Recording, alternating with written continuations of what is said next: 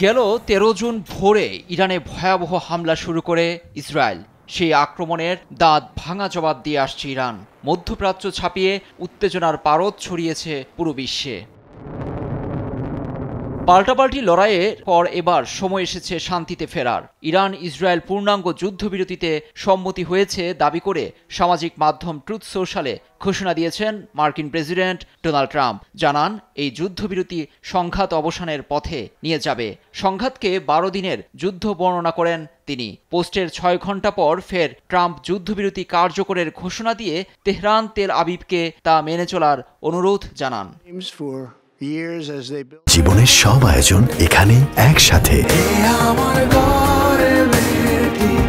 এতে মধ্যস্থতা করেছেন কাতারের প্রধানমন্ত্রী শেখ আল থানি। ট্রাম্পের যুদ্ধবিরতির প্রস্তাবে সম্মতি জানিয়ে ইসরায়েলের লক্ষ্য পূরণ হয়েছে দাবি করেছেন ইসরায়েলি প্রধানমন্ত্রী নেতানিয়াহু। তবে এক্সে পোস্টে ইরানের পররাষ্ট্রমন্ত্রী আব্বাস আরাগচি বলেছেন, ইসরায়েল তার দেশের জনগণের বিরুদ্ধে হামলা বন্ধ করলে প্রতিশোধ নেয়ার ইচ্ছে নেই তেহরানের। স্বাগত জানিয়েছেন যুক্তরাষ্ট্রের নিম্নকক্ষ প্রতিনিধি পরিষদের স্পিকার মাইক জনসন।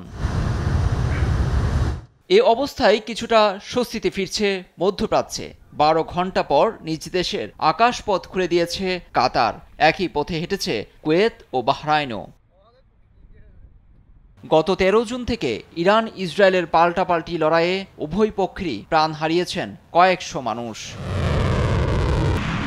লুৎফর কবির, নিউজ ডেস্ক, দেশ টিভি।